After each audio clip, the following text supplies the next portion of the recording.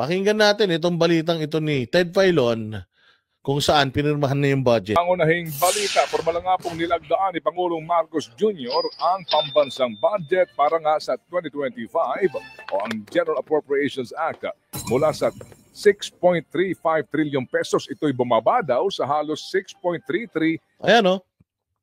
6.35 bumaba ng 6.326. So, nangalahati yung 52 billion, naging 26 na lang. So, nakaltasan. Nakaltasan ng konti, pakonsuelo, palakpakan pa ng mga tulongge. Pero na-address ba yung panawagan ng mga retired military officers natin? 'Di ba? Anong retired Anong retired ano sinabi ng mga retired military officers? Hindi, bigyan muna natin 'to ng solid dutai tayo. O sige, digunyo. Sige, anong ayaw mo kay Duterte? Sige nga.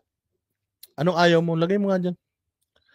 Anong ayaw mo kay Duterte, tapos anong gusto mo kay Bongbong? Bilis.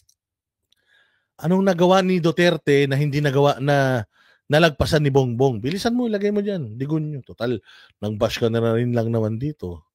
Tignan na natin kung ano yung mga talagang nagawa ni Bongbong Marcos sa bayan natin. Bilis! Bago natin ipakita to, ayan meron tayong 6.352 trillion na naging 6.326 na lang, nabawasan ng 25 billion. Oo. Sige, ilagay mo na, digunyo. Hindi pwedeng comment ka tapos wala ka naman palang utak. Sige na, para malaman natin kung sino ba talaga ang Kasi yan lang nyo eh. Oo, yan lang yung mga kaya nyo sabihin eh. Dutae. Ano pa ba? Ano pa ba yung mga sinasabi nila? Bilis! Ilagay mo na. Ilagay mo na. Wala. Tangina talaga. Wala talaga silbi yung mga basher natin. Mahihina, Mahihina.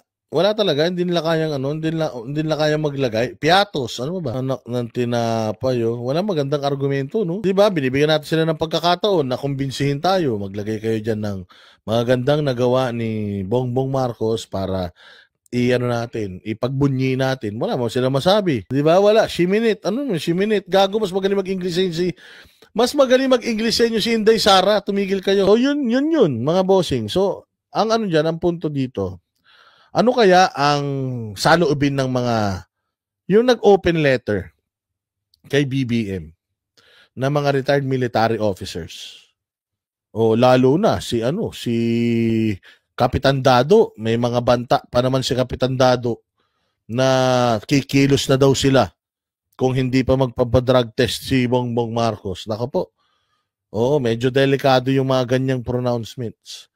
Kami naman, sa totoo lang, yung naganap dyan sa may Shibuya area na peaceful march, it's not for for us to request for Bongbong to resign or something.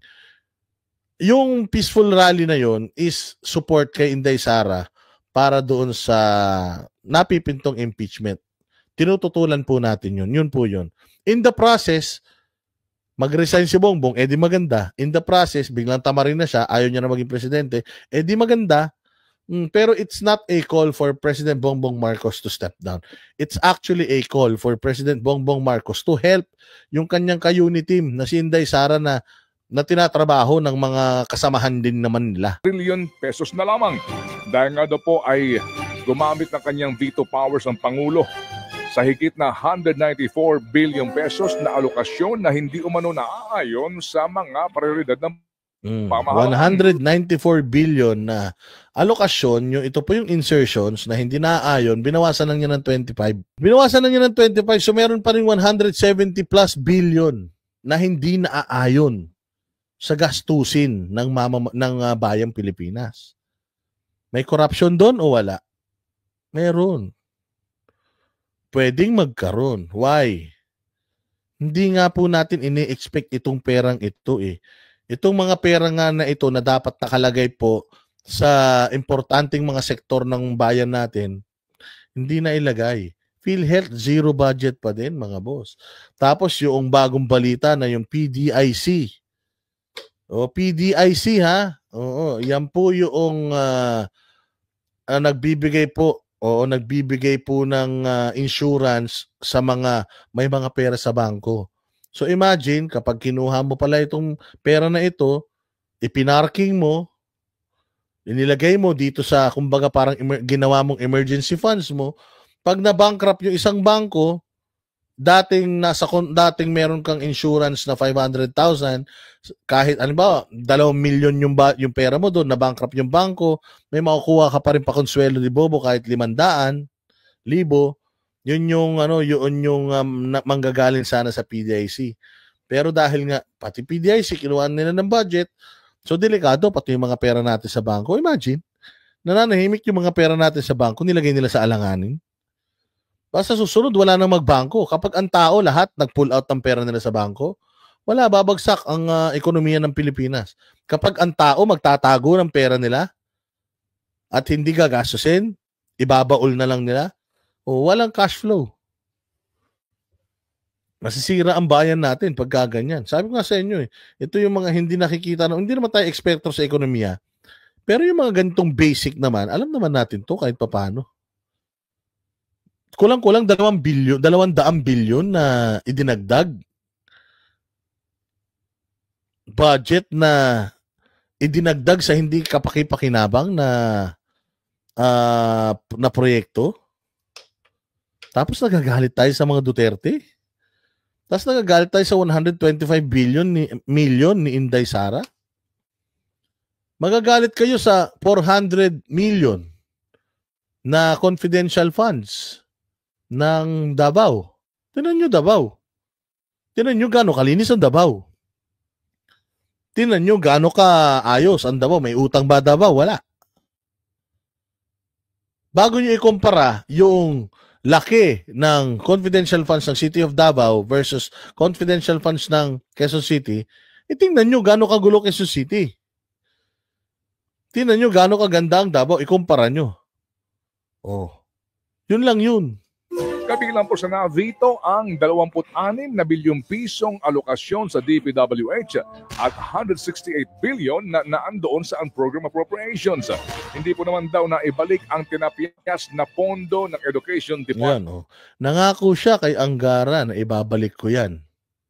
Hindi niya binalik sa edukasyon. So manloloko, di ba? Is it fake news pag sinabi mong manloloko ang presidente? Nangako ka kay Angara na ibabalik mo yung mga perang hindi na ibigay sa Department of Education tapos di mo ginawa. Nangako ka, harap-harapan yun, nasa camera. Nangako ka nung eleksyon na ganitong ibibigay mo sa Pilipino, hindi mo na ibigay. Tinawag mo na fake news yung or mambubudol si Bongbong. So fake news ba yun? At ang zero subsidy sa PhilHealth. Pero natili umanong may pinakamalaki pa ring alokasyon sa budget ang sektor ng edukasyon. Kumpiyansa ho naman ang palasyo na sang-ayon sa Paano? Tinan mo, napaka-fake news talaga.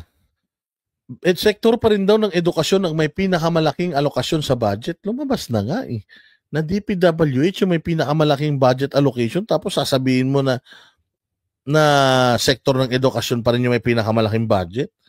Manluloko ka talaga. Saligang batas ang lahat ng probisyon sa naturang pambansang budget kaya hindi ito basta maaaring questionin. Tuwan-tuwa kita mo yung mga makikinabang tuwan-tuwa sila, mga bossing, talagang lintik ang kanilang palakpakan, talaga naman. Congratulations sa lahat ng mga kikita ngayong taon na to, 2025. Isipin nyo na po kung gaano kalalaking mga mansyon ang ipagagawa ninyo. Ipakita nyo na po or maglista na po kayo kung gaano kasasarap na mga recipe ng ulam ang inyong ipalalamon sa mga pamilya ninyo. Oo. At nyo na rin, ilista nyo na rin mga bossing kung saang mga bansa nyo gustong bumili ng property, kung saang mga bansa nyo gustong magmamasyal at gastusin ng mga pera na yan, deserve nyo yan. Sa hukuman. Kahit may mga vinito sa budget, hindi naman inalis ni Pangulong Bongbong Marcos sa 2025 General Appropriations Act ang kontrobersyal na ayuda para sa Kapos ang Kita Program o AKAP. Hindi niya vinito yung AKAP. Bakit? Yan lang ang pagkakataon nila para gustuin sila ng taong bayan 'Di ba? Sabi nga nila, ang taong gutom, pakitaan mo na masarap na ulam, maglalaway yan, utusan mo kung in order for you want to eat this, gawin niyo yung pinagagawa namin. Gagawin talaga yun ng taong gutom. Alam nila yan Bakit? Ginutom nila tao Ginutom nila tao mga bossing. Wala tayong wala tayong mga bagong investors na pumasok sa Pilipinas. Yung sinabi nila noon na kaya tayo lumalabas ng bansa is ganito karaming investors yung nahikayat natin. Wala kang nararamdaman. Pataas pa rin ng pataas yung joblessness, yung jobless rate dito sa Pilipinas. Wala. As in, walay. So pinanatili nilang mga tao ay mahirap at ginawa tayong limos nation. Pinaasa nila yung mga tao sa panlilimos, hindi mo na kailangan magtrabaho sa Pilipinas. Maging tamad ka sa Pilipinas, mag-anak ka ng marami, eligible ka dito sa mga ayuda galing sa gobyerno. Pero syempre may kapalit yan. Ano yun? Iboboto nyo sila hanggang sa tumatakbo sila sa pamahalaan. Yun. Na pinondohan ng 26 billion pesos ng BICAM. Sa halip na alisin, mas hinigpitan ng Pangulo ang paggamit ng pondo ng AKAP sa pamamagitan ng pagdaragdag ng 2 ahensya na magbabantay sa programa. Sa orihinal na budget, DSWD lang ang mga ngasiwa sa pamamahagi ng ayuda sa AKAP. Pero sa GAA, kailangan na ng coordinated guidelines para rito mula sa DSWD, Labor Department o DOLE at maging sa NEDA. Samantala po naman, nagprotesta ang ilang pong mga militanteng grupo sa Mindiola kahapon para nga tutulan ang paglagda sa pambansang budget. Ayon sa Makabayan Block na nanguna po sa naturang... Jesus! Kunyari pa itong Makabayan Block, isa kayo sa pumirma ng budget na yan Tangina nyo. Kunyari, iwas pusoy kayo na kunyari magrarally-rally kayo para pigilan itong itong pagpirma na ito. Tanga na, tingnan nyo, iilan na lang kayo.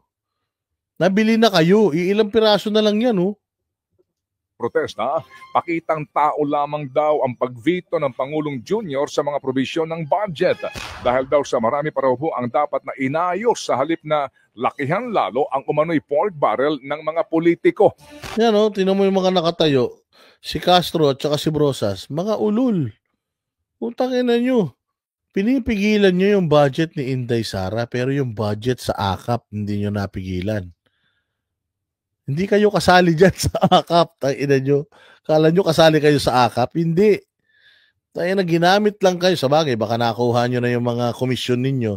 Kaya wala na kayong pakialam. Kahit nakawin na nila yung kahit nakawin na nila yung pera ng taong bayan, basta importante, nakakomisyon na kayo. Kabilang po sa pinuna ng grupo ang pagtapyas ng pondo sa ilang social programs gaya po ng edukasyon, kalusugan, pabahay at iba pa. Tangina, nagagalit kayo, tinapisan ng edukasyon. Isa kayo sa mga tumitira sa Department of Education Nung budget deliberation ng Department of Education, binwisit yung yung budget hearing ng Department of Education Tapos ngayon na hindi inag-allocate ng maayos na budget sa Department of Education, magrarally kayo. Putangin na nyo, sala sa init, sala sa lamig kayo Ito talagang mga puki ng mga aktivista na to, mga satanas talagang mga to No? Sala sa init, sala sa lamig ang mga hinayupak Mas mainam din daw sana kung ibinalik ng Pangulo sa Kongreso ang budget. Kung si Senate Minority Leader Pimentel naman ang siyang tatanungin, pabor daw siya sa binito na probisyon sa budget. Pero mainam daw sana kung mas nilakihan pa ang mga alokasyon. Hindi kasi maganda naman yung binito. Ang tanong, saan nilagay yung binito? Kasi siyempre, di ba, 25 billion na yun. Saan nilagay yun? Saan dinagdag yun? Yun ang tanong. Kasi baka mamaya, kineltas, binulsa. Kineltas nila, nilagay din nila sa bulsa nila. Putangin na yan, lalo pa nakasama. Inialis mula sa program at ang program appropriations.